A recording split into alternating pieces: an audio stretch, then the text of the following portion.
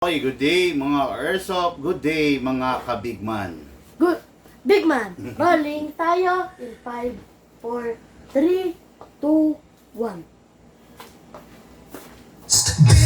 Man walang katulad, gamit ay legit, laging panalo pagsukat. Sniper o pistol, lahat ay fire. Kami ang top airsoft provider. Big man, walang katulad, gamit ay legit, laging pagkamandidating siya. Laging may bago, laging legit.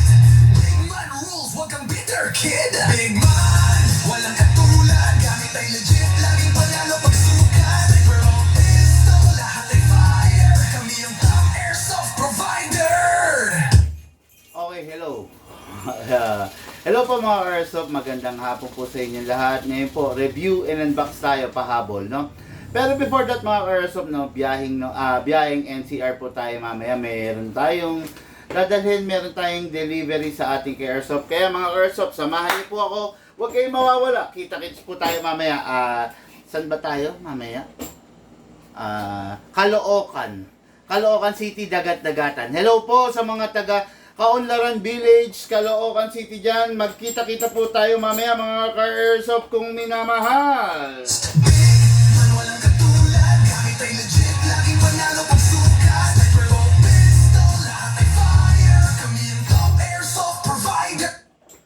Okay, ngayon po, review and unbox po tayo ng unit nating ka-Airsoft na taga Pangasinan. Urdaneta, Pangasinan. Sir Bong Valdez. Hello, Sir Bong Valdez.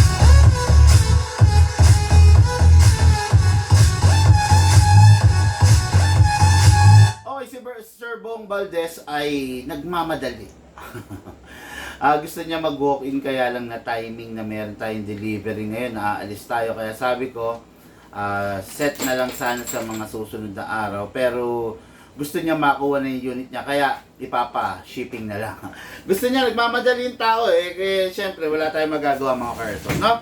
So ngayon, ang unit niya is the Glock 18. Ang Glock 18, alam niyo naman, dual firing mode. Ang Glock 18, mayroong single fire, mayroong rapid fire. Ang katumbas ng isang Glock 18 na single fire lang ay Glock 17. Okay? Ang Glock 17, ganito rin ang itsura. Wala nga lang dial dito. Okay? Ito kasi yung selector ng single fire and rapid fire. Pag ibinaba mo to, rapid fire. Pag itinaas mo, single fire. Ito po yung magiging selector nun. Okay? Ngayon po, wag lang po nating aabusuhin.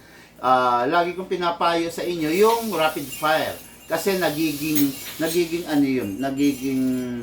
prone ang unit natin sa pagkasira pag laging inira rapid fire. Okay? Ngayon, mabilisan lang to mga Airsoft. Kuha po tayo ng green gas.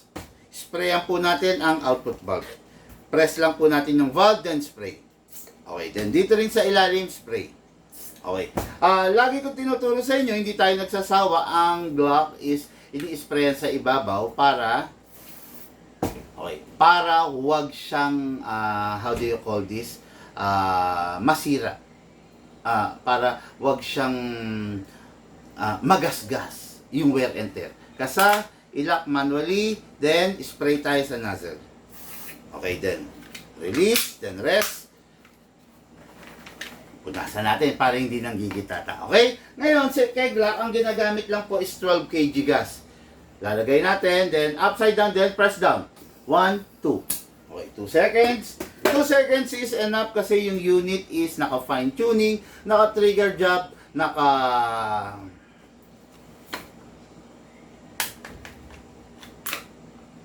Okay. Naka-fine tuning, naka-trigger job, at saka naka-hop-up rubber, tatlo.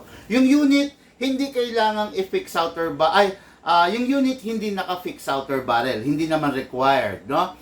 Nasa sa inyo yun, option nyo yun, choice nyo yun kung gusto nyo i-fix outer barrel. Pero, hindi obligado. Hindi obligado i-fix outer barrel. Kasi ang 9mm is Glock. Nakalimit lang naman ng lakas niyan. Hindi naman tulad ng mga 2011 ng Glock na talagang malalakas. Kaya, kailangan naka-fix outer barrel para tumagal yung unit.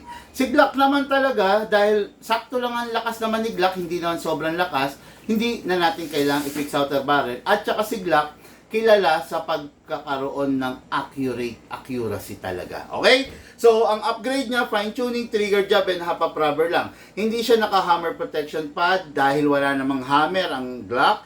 Hindi siya naka-fix outer barrel kasi hindi naman obligadong i-fix outer barrel ang Glock. At saka hindi siya ano pa ba yung isa natin? Naka big bore nozzle. Enhanced nozzle lang po siya. Okay? So, ito yung unit natin ka Airsoft. Lalagyan natin ng bala. Hatakin natin ito pababa, then place your other thumb here, then dito po ilalagay yung bala. Bali, sa mga Glock, marami tayong iba't ibang color, no? Actually, meron tayong silver, meron tayong tan, kulay kape. Meron tayong silver, two-tone yun, bali silver and black. Meron tayong full black. Sa mga rare edition, meron tayong army green. Yun. Marami, no? Iba-iba. Ngayon, nasa sa inyo na lang. Pero, ang pinakasikat na kulay ni Glock talaga is yung kulay itim. Talagang si Glock kilala dito sa ganitong forma eh. Di ba? Okay, so itong unit na ng ating Airsoft na si Sir Bong Valdez ay may rapid fire. Pasok! Ayan, makikita nyo, nasa taas. Pag ito ibinaba nyo, rapid fire yan. Pag itinaas nyo, single fire. Okay? Bago kayo mag-firing, siguraduhin nyo naka-single muna. Huwag nyo ira-rapid fire agad kasi mapepersa yung unit, mabibigla, masisira. Okay? Go! Okay mga Airsoft, this is the Glock 18 equipped with single fire and rapid fire. Unahin muna natin single. Firing! Try natin ngayon yung rapid, ibababa natin to.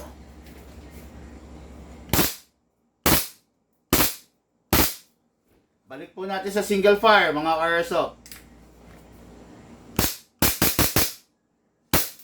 Open slide. Kasi po wala ng bala. Next thing to do, release the magazine, release the slide, and rest the hammer by pressing the trigger. Okay. Itong unit na to, for shipping, mamadaliin natin, i-express natin, going, Urdaneta, Pangasinan. Unit natin ka Airsoft, Bong Valdez. Ngayon, yung unit, pag hindi nagagamitin, siguraduhin walang bala. Dapat walang lamang hangin, pasingawin. Okay? Ready for packing and ready for shipping. Yun mga Airsoft, kita-kits po tayo mga taga-Caloocan. Nandyan ako mamaya. Maraming salamat po. Lahat po tayo nagmula sa iba't ibang larangan. Pinagbuklod, pinag-isa ng iisang lipang.